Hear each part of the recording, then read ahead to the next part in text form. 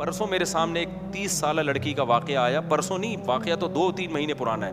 30 سال کی لڑکی, 3 بچیاں اس کی, شوہر کو ہارٹ اٹیک ہوا, مر گیا.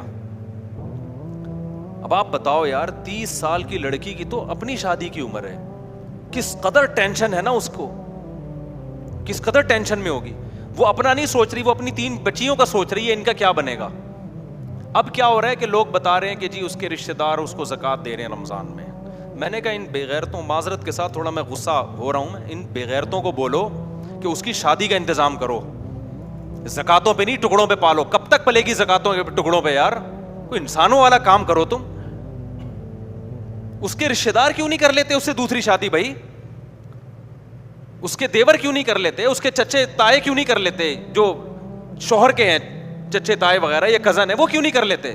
یہ 3 بیٹیوں کو اجنبی پالے گا یہ اچھا ہے, یا اسی کے چچا تائے پالے وہ اچھا ہے.